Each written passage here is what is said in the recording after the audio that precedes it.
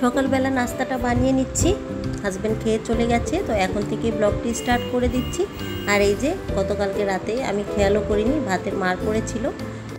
চুলাটা ক্লিনই আছে, শুধু এই পাশটা পরিষ্কার করে নিচ্ছি। তো হালকা ঠান্ডা জ্বর কিংবা কাশিতে আমরা গৃহিণীরা একা হাতে কীভাবে বাচ্চা সামলিয়ে কাজগুলো করে নিতে পারি, বা আমি আজকে যেভাবে সামলাচ্ছি সেটাই আপনাদেরকে শেয়ার করছি। আসসালামু আলাইকুম my lovely viewers, welcome back to my channel. আশা করছি সবাই ভালো আছেন। আমি আছি বাংলাদেশি ব্লগার মিতু, আপনাদের সাথে চট্টগ্রাম থেকে বলছি। প্রতিদিনের লাইফস্টাইল নিয়ে আমি আপনাদের মাঝে চলে আসি। সাংসারিক কাজকর্ম, বাচ্চাদের সামলানো, রান্না বান্না, মাঝে মাঝে হালকা পাতলা রেসিপি শেয়ার করা, তারপরে প্রতিদিনের খাদ্য মেনু, সব কিছু নিয়েই কিন্তু আমি আপনাদের মাঝে আসি। এক এক সময় এক একভাবে শেয়ার করি ভিডিওটি। তো শুরু করে দিচ্ছি। সকালে নাস্তাটা খুব ঝটপট যেভাবে করা যায়, হাজব্যান্ড পাউরুটি এনে রেখে দিয়ে গেছে, তো ভাবলাম এটাই করে নেই। একটু ঠান্ডা সর্দি যেহেতু আমার লেগেছে, আর বাচ্চাদেরও একটু ওদের দিকে খেয়াল রাখতে হবে, কারণ এটা সিজনাল, এরকম কিন্তু ঘরে ঘরে হচ্ছে। তো ঝটপট আমি যেভাবে নাস্তাটা রেডি করে নিচ্ছি সেটাই শেয়ার করছি। এরকম নাস্তা মনে হয় আমরা সব গৃহিণীরাই দ্রুত করে ফেলতে পারি, তো যেভাবে করছি সেটাই আপনাদেরকে শেয়ার করছি।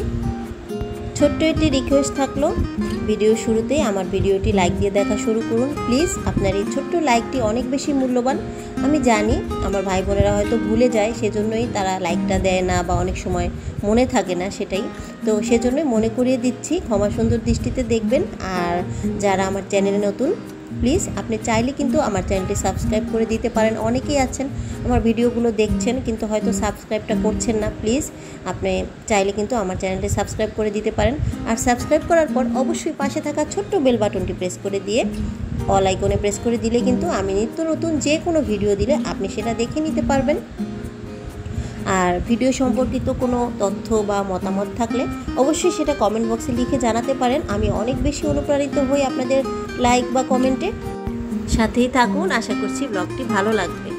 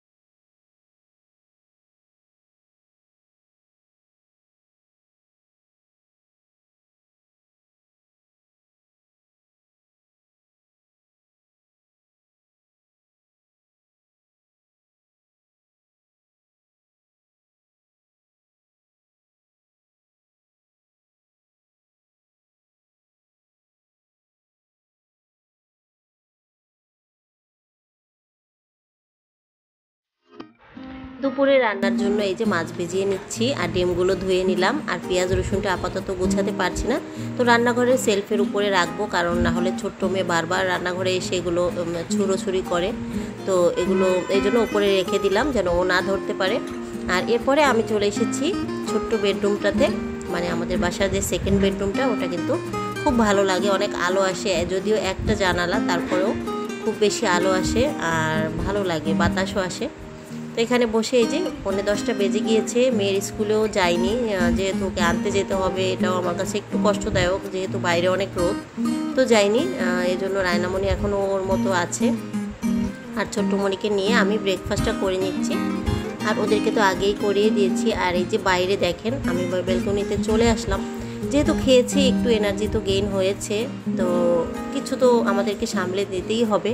তো সকালে নাস্তার পরে দেখবেন অনেকটা কিন্তু এনার্জি আসে, তো তাড়াতাড়ি করে সেই ফাঁকে সময়টাকে কাজে লাগাচ্ছি যেন পরে সময়টাতে আমি অনেকটা রেস্ট নিতে পারি। তো এই যে নাস্তার পরপরই আমি কিন্তু কাপড়গুলো নিয়ে এসেছি, এগুলো ভাঁজ করে রাখবো। আর যে কাপড়গুলো কিনা আজকে ধুতে হবে সেগুলো আমি আবার ভিজিয়ে দিব। তো খুব বেশি কাপড় হয়নি, এই কারণে আমি তাড়াতাড়ি করে এই যে এখন ভিজিয়ে দিব, যেন তাড়াতাড়ি গোসলের সময় আমি ধুয়ে দিতে পারি। তো করতেই হবে, যেহেতু আমার খালা নেই, তো এগুলো আর জমিয়ে রেখে লাভ নেই, তো করে ফেলবো। আর এই তো আপেলের সাথে আমি কয়েকটা ফ্রিজে আমলকি ছিল, সেগুলো বের করে নিলাম। তো এই আমলকিটা কিন্তু প্রচুর ভালো, মানে মুখের রুচির জন্য। প্লাস ভিটামিন সি যেহেতু, সব মিলিয়ে আমি এটা একটু খেয়ে নিচ্ছি। তো গৃহিণী আপুরা কাজের ফাঁকে ফাঁকে কিন্তু নিজেরা আমাদেরকে একটু যত্ন নিতে হবে, খেতে হবে। যদি আমি ঠিক না থাকি, সুস্থ না থাকি, বাচ্চাদের সামলানো কোনোভাবেই পসিবল না। তো এই তো বড় মেয়েও কিন্তু সে উঠে গিয়ে খেয়ে নিচ্ছে তারটা, আর রাইসামণি তো আমার সাথেই উঠে পড়ে। তো এই যে সে দুষ্টুমি করছে, তাকে নিয়ে নিয়ে কিন্তু আমি কাপড়গুলো ভাঁজ করে করে জায়গা মতো রেখে দিচ্ছি। এটা একটা বড় কাজ আমি মনে করি। মাশাআল্লাহ আমরা 4 জন ফ্যামিলি মেম্বার, অনেকটা কাপড় হয় আমাদের। তো এগুলো না রেখে দিলে জায়গা মতো কিন্তু পরে আমারই সমস্যা হবে। তো রান্নাঘরে চলে এসেছি, ছোট্ট মেয়েটা একটু সময়ের জন্য ন্যাপ নিয়েছে। তো এই ফাঁকে তাড়াতাড়ি করে মাছটা, এই যে হলুদ, মরিচ, ধনে, জিরা গুঁড়া মিলিয়ে শুধু মাছটা ফ্রাই করব, আর ভাত চড়িয়ে দিয়েছি। তো ডিমগুলো এই যে শুকিয়ে গিয়েছে, এখন ফ্রিজে তুলে রাখবো। দেখেন কাজ কিন্তু একের পর এক চলছেই। যতটাই বলি না কেন যে আমি অসুস্থ, রেস্টে নিব, তো সেটা কিন্তু হচ্ছে না। তো সেজন্য কিন্তু আমাদের নিজেকে সময় দিয়ে ফাঁকে ফাঁকে কাজটা করতে হবে। এই যে আমি কিন্তু ছোটো মেয়ে ঘুমিয়েছে, পরে ওকে মানে জাগনা রেখে আর কাজটা করছি না। এই যে ঘুমিয়েছে সেই ফাঁকেই চলে এসেছি, আর এবার আমি গোসলটাও সেরে নেব। তো মাছটা ভাজবো। দেখুন কে কে এরকম মাছ ভাজি দিয়ে ভাত খেতে পছন্দ করেন, শুকনো মরিচ দিয়ে ভেজে নিচ্ছি। আর একটা আইটেম করব, সেটা হলো এই যে মুরগির হাড়গোড় দিয়ে মসুরি ডাল দিয়ে রান্না করব। তো আগে আমি মশলাটা সুন্দর করে কষিয়ে নিলাম সব কিছু একবারে দিয়ে, আর তারপরে মসুরির ডাল দিয়ে রান্না করে ফেলবো এটা। আর এই ফাঁকে গোসল করতে রায়নামণিকে পাঠিয়ে দিলাম, ভাবলাম ও যদি করে ফেলে তো পরে আমি করে নিতে পারবো। তো এই ফাঁকে আমি একটু লাল চা খেয়ে নিচ্ছি। ছোটোমণি উঠে গিয়েছে, সেজন্যই আর করা হলো না। তো গোসলটা আমি করে নেব, রান্নাটা একেবারে কমপ্লিট করেই আমি করে নেব। আর এরপরে একেবারে মেয়েদেরকে গোসল আসল করিয়ে অনেক পরে চলে এসেছি লাঞ্চের টেবিলে। তো এই যে ওদেরকে আমার বেডরুমে এনেই আজকে খাইয়ে দিচ্ছি, দুজনকে একসাথে খাইয়ে দিব। তো ওদেরকে খাইয়ে আমিও আর দেরি করব না, আমিও খেয়ে নেব। তো এই যে মাছ ভাজি দিয়ে প্রথমে খেয়ে নিচ্ছি। এরকম মরিচ, শুকনো মরিচ দিয়ে কিন্তু মাছ ভাজি দিয়ে ভাত খেতে দারুণ লাগে। তো মাশাআল্লাহ আমার মেয়েও অনেকটা বোঝে আমার যে একটু শরীরটা খারাপ। সে এই যে বিছানা নিট অ্যান্ড ক্লিন করে ঝেড়ে দিয়েছে, বলছে মা আসো তুমি একটু রেস্ট নাও। তারপরে আসলে অনেকটা সময় পর একদম ডিনারে চলে এসেছি আমি। আপনাদের ভাইয়া কিছু চিংড়ি মাছ এনেছে, তো সেটা আমি রান্না করে নিচ্ছি। তো বললো যে তাজা তাজা মাছ এনেছে, এটা একটু রান্না করো, তো একটু আলু কুচিয়ে দিও। তো এই তো মাছটা আমি প্রথমে হলুদ আর লবণ দিয়ে সুন্দর করে ফ্রাই করে নিচ্ছি। আর খুব বেশি ফ্রাই করা যাবে না, তাহলে কিন্তু রাবারি রাবারি হয়ে যাবে। জাস্ট হালকা 2-3 মিনিট একটু এপাশ ওপাশ করে নিলে হয়ে যাবে। তারপরে মাছগুলোকে উঠিয়ে নিব। তো দেখুন এইভাবে তো আমরা মনে হয় সব গৃহিণীরাই করি। তো খুব বেশি শ্যুট করা হয়নি, বিকেলে টিচার এসেছিলো, ওদেরকেও চা নাস্তা সব কিছু চলেছে, কিন্তু আর ওগুলো শ্যুট করিনি।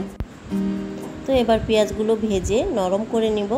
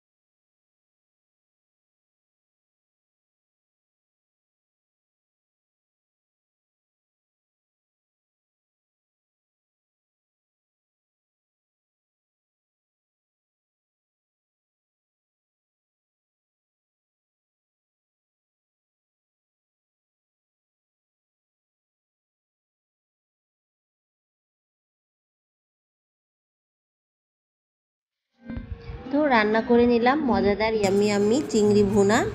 তো আশা করছি সবার আজকে ব্লগটি খুব ভালো লেগেছে।